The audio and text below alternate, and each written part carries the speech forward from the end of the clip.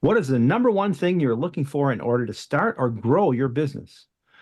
Join us today on the Lead Machine Growth Show and explore the vital shift from technology-centric operations to human-centric interactions with seasoned entrepreneur Thomas Gay. That's Tom Gay.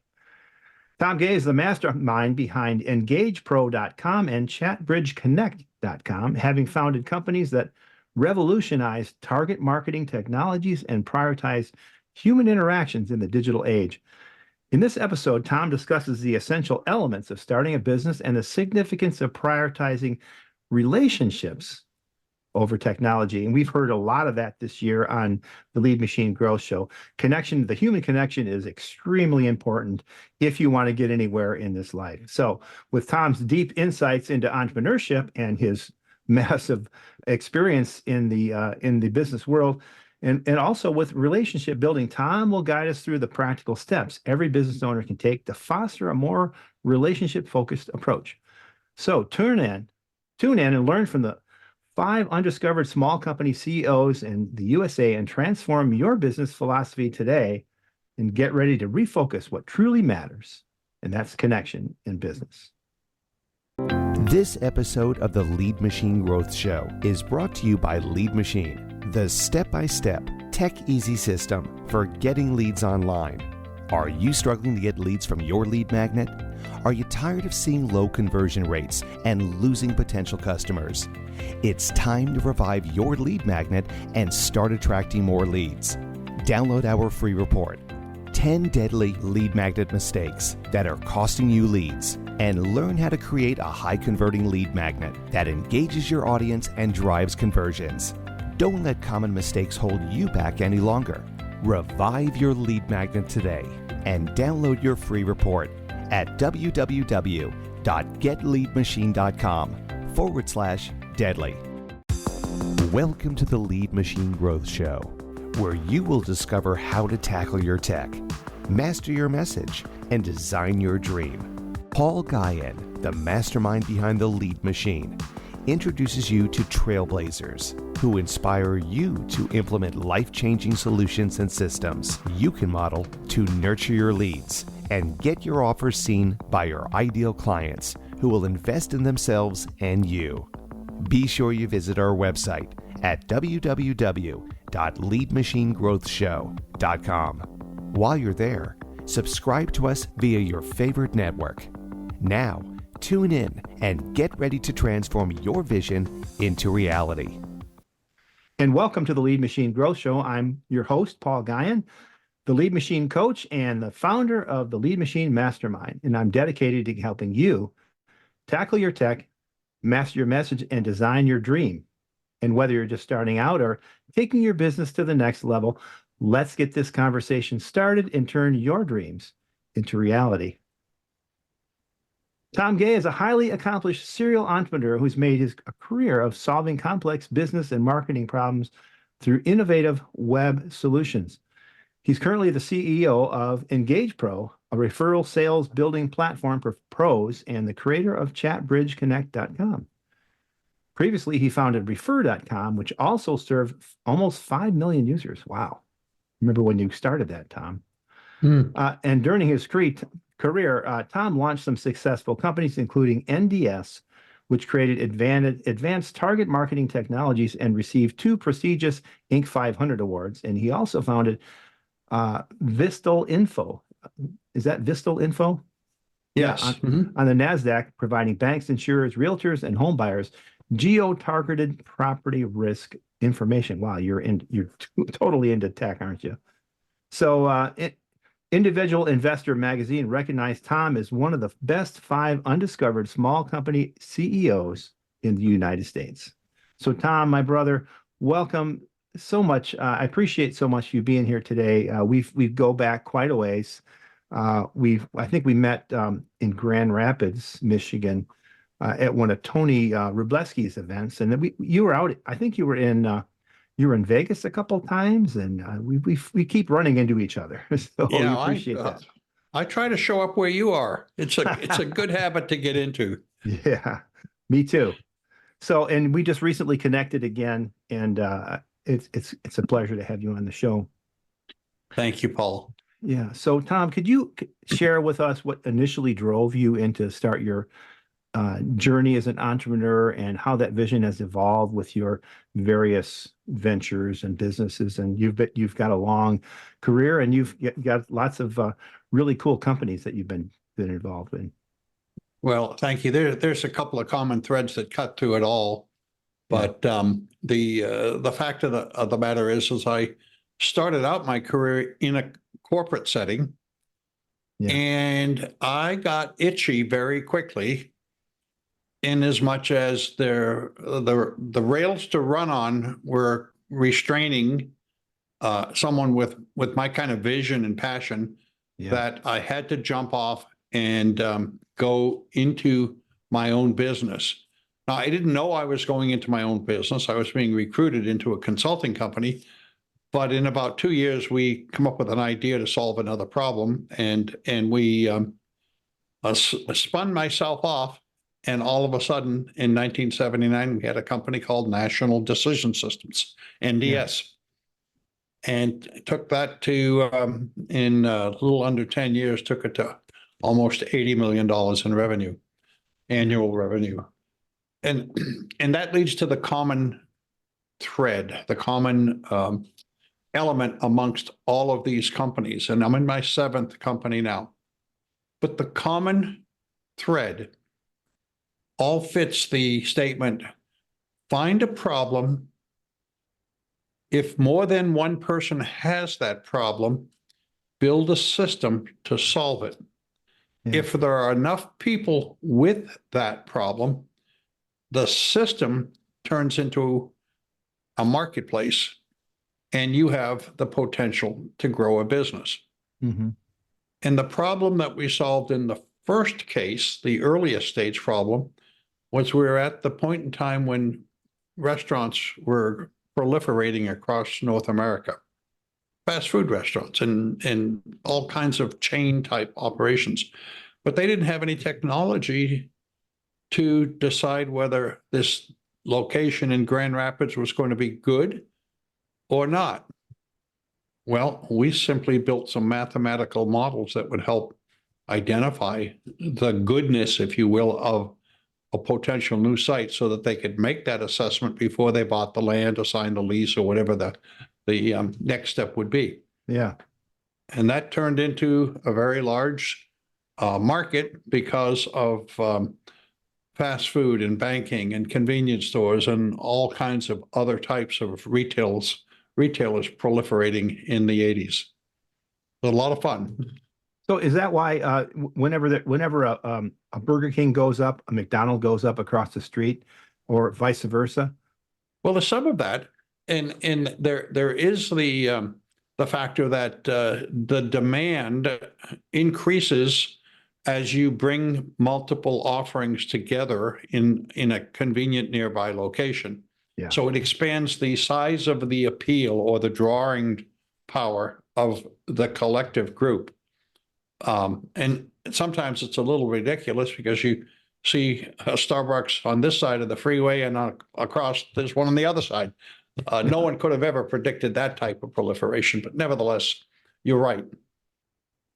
Yeah, and people, and there's also obviously other coffee places, springing up, and they're trying to strategically locate themselves and taking over banks and other places that have become vacant because of the churn that's going on in retail. Oh, So, absolutely. yeah. So in your experience, what was the one essential factor that you look for? I think you just said it, is that marketplace that's created by a problem that needs to be solved. Can you unpack that a little bit more? Well, you had to find a way to make people aware that there was a better way to make an important decision. And if you look at the need, identifying the need, in this case for the first company, the need was we're losing money on 8 out of 10 locations. The 2 that are good aren't good enough to make up for the 8. If I can reduce the failure rate to 5, the flow through to the company's profits would be extraordinary. And if I Yeah. can eliminate 6 of the 8 by making a smarter decision, then, we've got a wonderful outcome. So the need issue. Yeah. And so all of my companies start with a problem. If the problem can be solved, then build a solution. And even up through today, my most recent product line, which has been very popular, started with a problem. And, just to briefly describe it, the problem is we became a virtual culture with COVID worldwide. So networking takes place virtually everywhere today. And there are no city lines affecting networking. There are no country lines even affecting networking. But the problem is when you leave a networking meeting and you save the chat because that's where the follow-up starts, you have a very difficult to use chat.txt file. It could have been an AI.txt file, whatever it came from. Well, we built a technology to convert that into a simple follow-up tool that in a click, you can get to the people you want to after that meeting and go right through from meeting to starting a relationship in moments with the tool that we built. But all started with the problem. I can't get any value out of this networking given what I have after the meeting ends. Right. And that's interesting. When in my private coaching programs and my lead machine mastermind group, we teach customer or our clients how to identify who your customer is and what problem, the number one problem that they have that you need to solve. And so it's very, very coupled because obviously the problem identifies the customer or the client in this case. And so they're tightly coupled, but you still need to know who they are and how they feel about that problem and how motivated they are. A lot of people they're annoyed by certain problems, but they're not annoyed enough. Right. And so you have to gauge that before while you're testing it out, testing the waters. How did you test the waters? Yeah. Well, we used to have a statement that if the cost of solving that problem is greater than the cost of keeping the problem, then keep the problem. Yeah. Yeah. Yeah. And that's in my consulting experience, I sometimes had to use that line to get one to recognize and be honest about understanding the depth and width of that problem. And Yeah. sometimes getting people to really have a conversation with you about the importance of the problem means you've got to call the question, if you will. Yeah. However, I think there's better ways to get to calling the question without being confrontational, and that was often just used in humor to try to make sure the conversation kept flowing. Right. Yeah. Well, you mentioned the discussion, and we talked a little bit at the beginning of the show. You obviously you are adept in providing technical, systems and solutions that are based on technology. Without the technology, they wouldn't become systems that are usable and repeatable and usable. So how did you discover, was it early on that you discovered the importance of the relationship, or was this more recently? I mean, I know you did refer a long time ago. It's quite a while ago. Well, it's interesting. Hindsight's always 20/20. Yeah. So I can look back to how I used to find and develop suspects into prospects in the 80s before we had any of these tools. Mm-hmm. And those activities are all relevant today, even though the tools have evolved. For example, I wanted to build a marketplace because we had a tremendous reputation in the restaurant field because we had a great track record with some well-known brands. I wanted to get into all of the major restaurant chains. So what did I do? I subscribed to every trade magazine. We don't see trade magazines these days, by the way, but No. I subscribed to every trade magazine I could find in the restaurant industry. And when they came in, I would pore over them, tearing out articles, looking for things that would be relevant to some of the organizations that I was trying to start a conversation with. Mm-hmm. Once I had a collection of articles out of that tattered, previously whole trade magazine, I went to something you may have once heard of. You may be too young for this, but we used to have something called a Xerox machine. Oh yeah, I know what they are. I'm not that, yeah. I'm teasing, but we'd make copies of those articles and always provide a space to put a personal note in the corner of that and send those out to the people who would care the most about what was being said about them or about their industry. And it always opened the doors to conversations because it was caring, it showed care, it showed consideration, but it also implied credentials. Yeah. And you need two things. I've learned this along the way. I've learned how to label it along the way. I didn't know it at the time, so I was unconsciously competent. But the two things it teaches you is if you're going to build trust, you've got to have character and competence. Mm-hmm. The character was the giving element, i.e. personally giving people those articles and showing you cared enough. And the competence was the expertise that you gained by sharing the content of that article. Now, over the years, that character and competence equation has come forward and been baked into lots of things that I've continued to do, not to go advertise my character or my competence, but to show as much as I could that I care and I know what to do to help you. And the more anyone can do that, the more likely, as I describe it today, the more likely that bridge of trust will be built between two people, allowing you to travel across the bridge and solve problems and help each other and build relationships and find partners and serve people. So the character competence equation is powerful. Yeah, and it really does, and that stuff still works today. If it's faster, and there's a proliferation of, I'll call it information or data, but your competency comes in curating something that is relevant to that person that you want to connect with. And, Exactly. and that's where you become competent. And the same thing was there in that trade magazine, but you poured over it and you recognized that this would be useful to Bob Euchre, and you could reach out to him and send him this article, and that would start a conversation. So it's really, that still works today. And is that the basis of Engage Pro? Is that the part of it? It is. Let me tell you a little story if I can.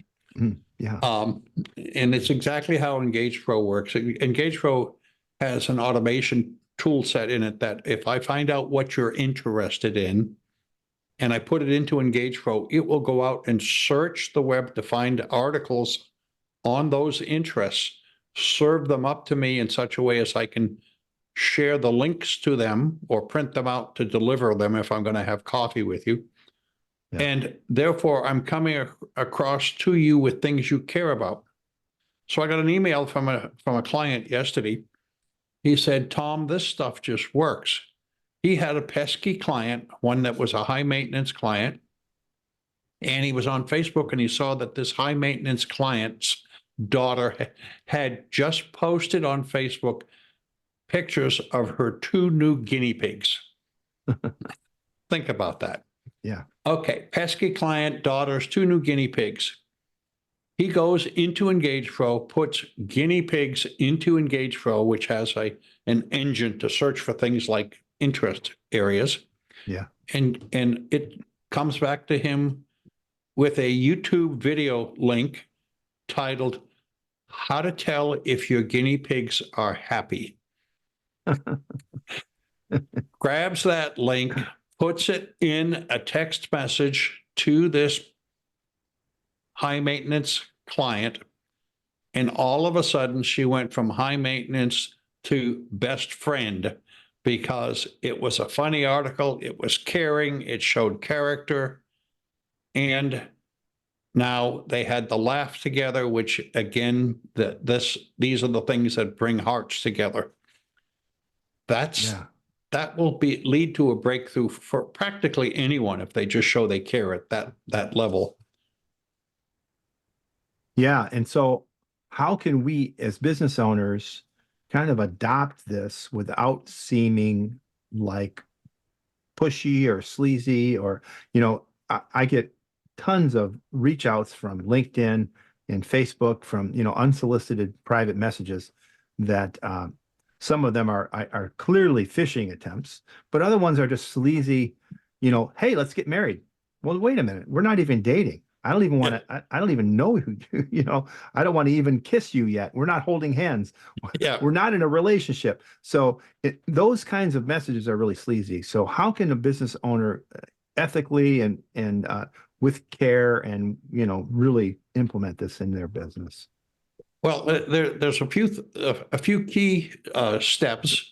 So I'll generalize at a high level. And the first one is you have to be an active listener and observer of what it is that other people care about. Yeah. For example, knowing that you personally are in northern Michigan, up there in, the cold country.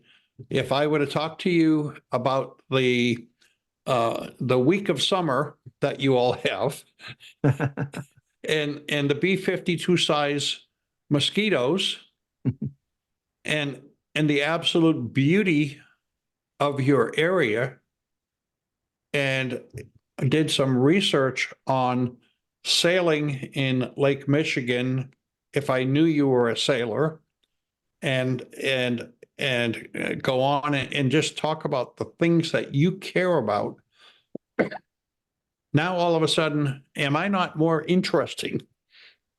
I haven't tried to sell you anything. I'm just kind of building that bridge of trust that I described earlier. And until you get that bridge of trust, it's the very first step in a sales process too. Yeah. The very first step in the sales process is lowering the relationship stress that is between you and your potential client. How do you get that stress out of the way so that you can actually get into discovery of what their real needs are? You do it by communications, by personalization, by showing you care, by showing your character and your competence. And if you don't solve that, you're going to have a very difficult time getting into real discovery and solution seeking to bring that potential sale home. Yeah. And so what are some of the challenges that a business would have, or that you've encountered obviously you didn't come out of the gate and know this right away, although you had a formula that worked, but there must have been some challenges along the way to put this into action for your business. One of the biggest challenges that people face is learning how to express the value proposition that you bring through the eyes of the person who they're trying to help with that value proposition. Amen. Yeah. Okay. Now, I'll give you an example. I had a speaking coach years ago, and he turned my head around in a whole new way. In my second company, the one Vista Info that provided property risk information. Mm-hmm. I mean, I could give you the bits and bytes of all of the property risk factors that could affect the value of your property, the insurability of your property, the financeability of the property, how you might use it given its previous contamination or flood risk or whatever. That's bits and bytes. That doesn't matter. Yeah. However, what he taught me is, Tom, you've got to stand up and you've got to describe what you do through the eyes and ears and heart of the person who's hearing you. We worked it out, and he gave me these lines, Paul. Yeah. He said, and this is what it ended up with, so I'll paraphrase it as best I can. I stood in front of an audience of investment bankers because I had taken my company public. And they're in one of those high-priced hotel rooms where they're evaluating guys like me, looking for them to invest in their business. I said to the audience, let me ask you a question. How would you like to wake up tomorrow morning, open the newspaper, and find that the biggest single investment you've made in your entire life, your home, is now worthless? Would you spend $35 before you bought that to identify if anything was going to affect its value, its use, its insurability, its financeability? I had them with that personalization of the impact of what it is that I was selling to them on a personal level. And you have to change the seat you're sitting in when you start talking about what it is that you're bringing to people. You have to change that seat and sit in the seat of the other person who's going to be the subject of your conversation, and then craft your story to what they care about and what matters to them. Yeah, exactly.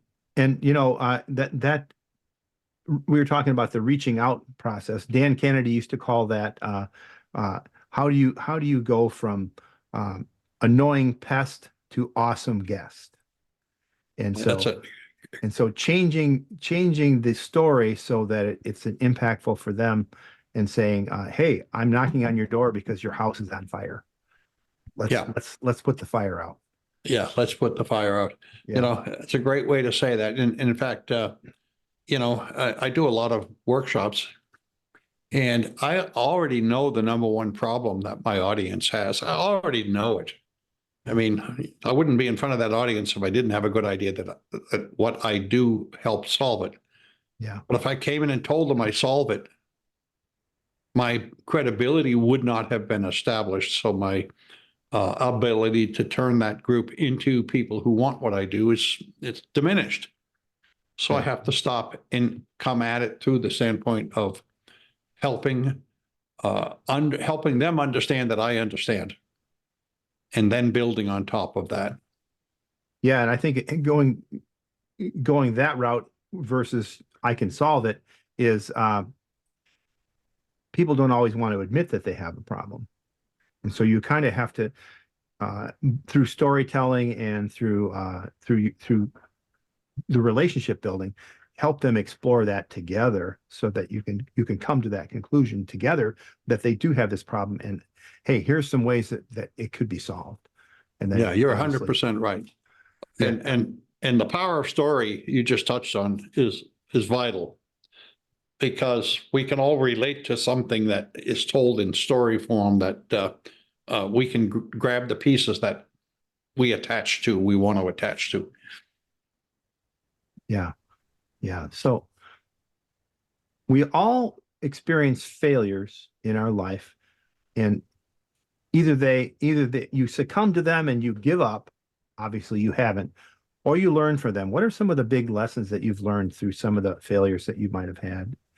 And how has that shaped your how you approach business today? Interesting. Well, as I said earlier, I've started 7 companies. Yeah. And we found a more genteel way of describing failures today. And then that genteel way is to say pivot. Yeah. Okay. You only pivot when you're wrong, or you're not exactly right. So I've worn out a lot of shoes in all of my pivoting through the years. Me too. Yeah, you never get it exactly right at the start. Yeah. You can have it wrong and do nothing and end up coming in for a hard landing. But I use the analogy of the pilot who takes off from Los Angeles heading for New York, and he's got a general idea of the course. He's filed a flight plan, but he's filed that long before he's encountered the weather over Illinois. Yeah. The jet stream or the storm pattern. So you must continually be adjusting. Yeah. And if you're not adjusting, then you'll never get to LaGuardia or Kennedy or wherever you're heading to. You'll end up in Nova Scotia or something. Yeah. Yeah. But probably the one thing that I learned early on is I learned to look for is my own levels of incompetency and find better people than I to fill those seats. There's such a thing as the founder's trap. Okay, the founder's trap is the belief that they can do everything better than anyone else can do, and they keep doing it until they break. They reach that point of diminishing effectiveness because unless you're willing to put both responsibility and accountability off in the hands of other people, you're going to run out of hours in the day and years in your life. So I've been blessed to have built some extraordinary organizations only because I realize I'm limited by my own incompetencies in lots of areas. That just knowing that early on, it allowed me to get out of my own way, let others solve those things. Yeah, and this comes up a lot. We all need. I believe we need mentors. We should have a mastermind group or a network, a support group of some sort, and a coach, whether it be a life coach or a business coach or an email marketing coach or whatever, a finance coach, whatever it is. I mean, when you start out as an entrepreneur, you are it. And if you read the book by Michael Gerber, it's called The E-Myth. He talks about that you have to have these roles in your company, even though you or your strategic partner or whatever, you may be sharing these roles as COO and CMO and CEO and CFO and the middle managers to actually do the work. And so you're taking on all those roles. But as you build a company, you have to fill those roles with people, like you said, who are better than you at that particular function.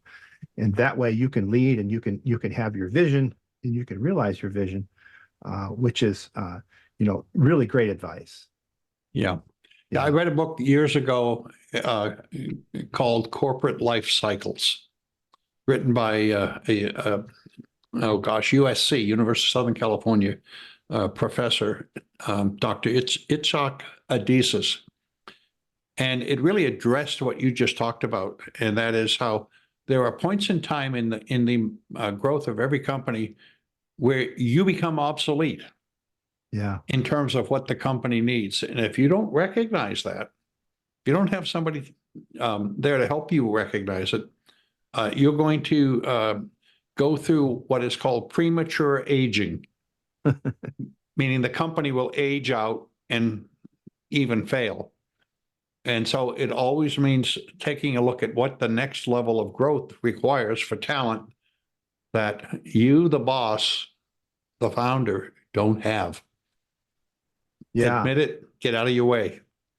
Yeah. And Bernie Dorman, we had Bernie Dorman. I think you've met him. I mean, Yes. He's been at a number of our events. And one of the things he said, as God rest his soul, by the way, one of the things that he said was that as the organization grows, you have to continually retool. And that really resonated with me because I'm an implementation guy and I get it. And I was in a company that wanted to quadruple their size. But their vision was to sell services that we couldn't deliver. And so it was time to retool. And they didn't want to wait for that. It cost me my job to say, hey, look, you're going to lose customers, you're going to lose employees, you're going to lose vendors. They're not going to trust you anymore because you're pushing them beyond the limits of what we can do with our infrastructure and our system. So we really have to build this up.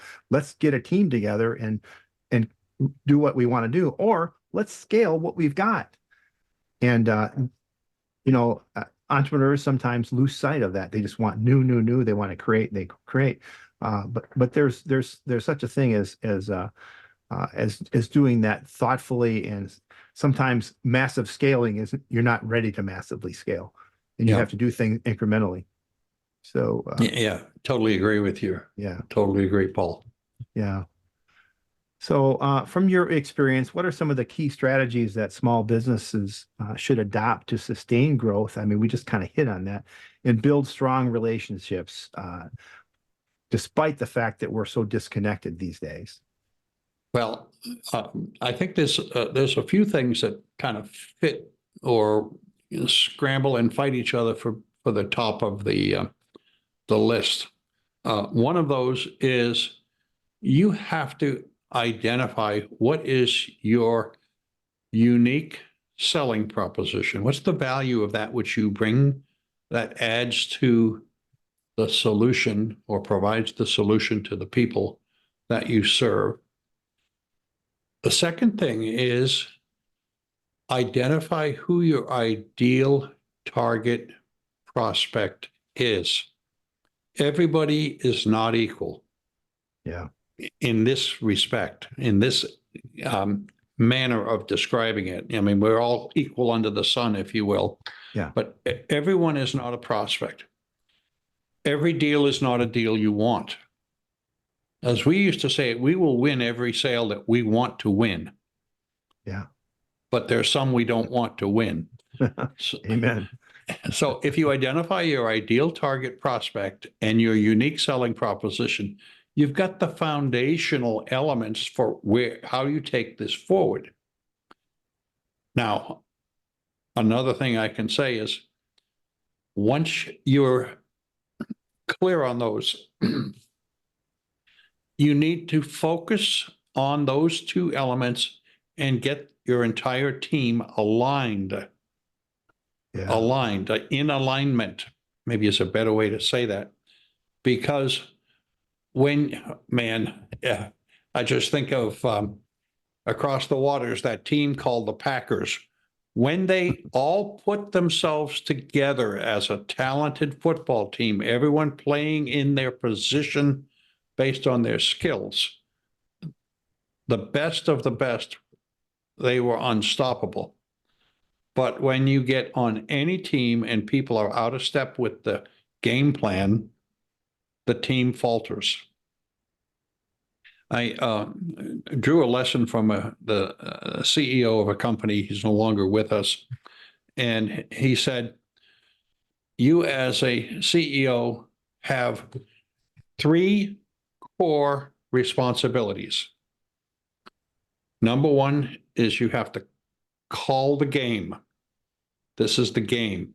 Vision, mission, values, goals. Yeah. Number 2, staff to win. Bring the right players for the right position. And number 3, using my analogy of LA to New York, you have to adjust as you're going down the field for the circumstances on the playing field to get all, let's say it's 11 players in this case, all 11 football players across the goal line together. When we win together. When we lose, we all lose. I made a habit that all of my teammates, and I hate the word employee, all of my teammates were stakeholders, shareholders in my companies. We always built the company to sell, because you're going to build a better company with that accountability. And everyone got something at the end of the day that came as a result of going across the goal line together. Wow. I love that. So tell me, I've worked with some. I prefer working with smaller companies because it's you're more agile. But I've worked with some big companies, and I've noticed, the Dan Kennedy used to say, or he probably still does say, the bigger they are, the dumber they are. And I've got many experiences with that sort of thing. But you mentioned the mission and the vision and the values. And so how do you retain those values? I think you just hit on part of that was giving a share of the pie, and the alignment. But how do you retain the values that the ownership or the founders have, so that, of course, I'm assuming that they have good values and they want to do good in the Yeah. world. They want to contribute to the common good, and in doing so, they will, flourish. So how do we build organizations that, since you've created 7 of them, that keep those values, even though there might be multiple levels of management and so on? How do you retain that? It takes work, first of all, so get ready. But that's the work of leaders. It's not work for the faint-hearted. Number two, as you start out, let's say you've got a few people and you create your values, you actually write them down, and everybody signs off on them. Everyone contributes and signs off. I'll never forget going into a company about 15 years ago where we spent about 2 weeks hacking out what the real values were of that company. It had a value statement, big, got it printed out, and then every team member went through an exercise of translating their responsibilities into the values and showing how they were represented in what they did every day. So they became owners of it. Yeah. And then we brought them together in a celebration where you've got this piece of, flip chart paper that's now been memorialized with the values, and everyone got a chance to sign it. And their name went into the pantheon of commemoratives from that stage of the company. Those commemoratives are on the wall, and they stayed on the wall for, as long as the company existed. Yeah. It's got to be something everyone has ownership in. I started an organization 24 years ago in South Africa, but it started with 5 guys leaning over a piece of flip chart, writing down together what our values were. Mm. Well, that company turned into 50 people in 3 years, and we left it years ago and returned to the US. But here in 2024, it just hit its 24th anniversary under the leadership of a team that we passed the mantle to 15 years ago. Wow.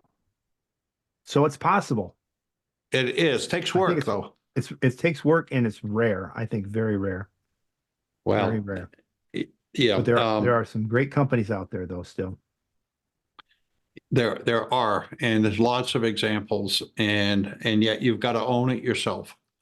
You have to own that responsibility. Call the game, staff to win, play the field. Right. Wow.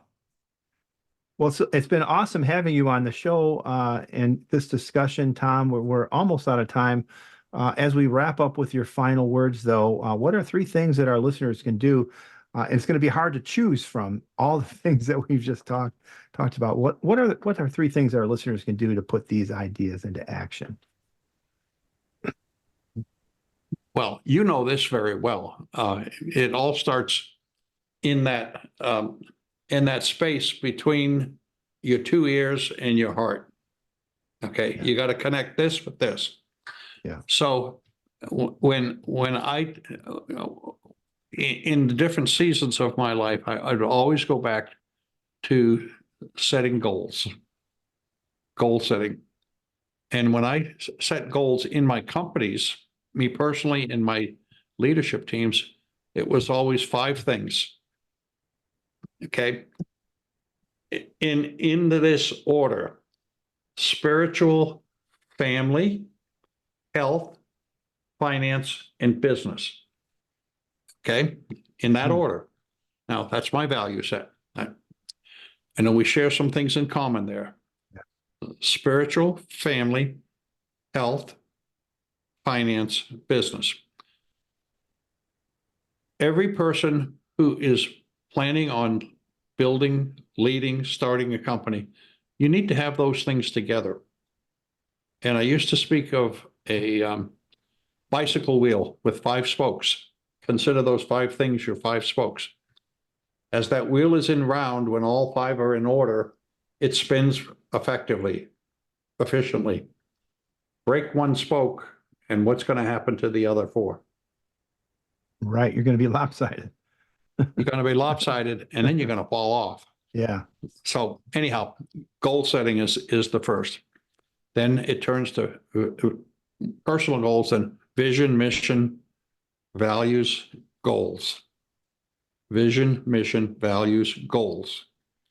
Now the goals can change year to year. The values don't change. The mission doesn't change, and the vision is yours.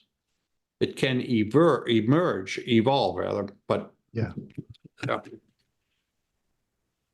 Anyhow, those are the fun times, going through those and birthing fresh new ideas. Right. Awesome. And then what was the football analogy? You have to call the game, Staff to win, staff to win, play the field, play the field. meaning the dynamics of today and tomorrow and this week, this month. Right. Right. I love that. And so in those 5 things, I like the 5 things. And if those who are listening, if you want to write those 5 things down, do an assessment of yourself, do an assessment where you're at with those things. And really, if your finances aren't in order, or if your health is in order, take some action and get those things in place, because as an entrepreneur, you need the energy and the longevity to, like Tom has, to stay the course, to stay in the game. And of course, I love that you said spiritual first.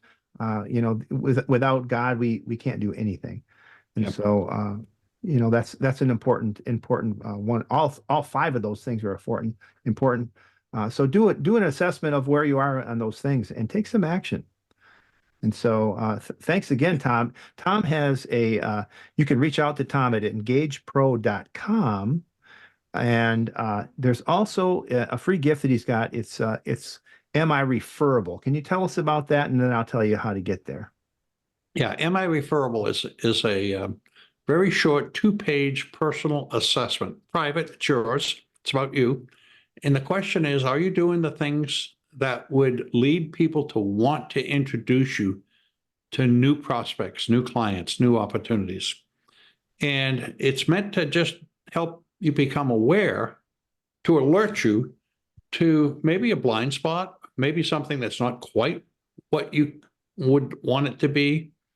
But as you move the needle on these elements, there are 10 different things you're tracking. No one will ever see any part of it but you. But as you move the needle up on those where it needs it, you're going to show up better in the marketplace that you're trying to serve.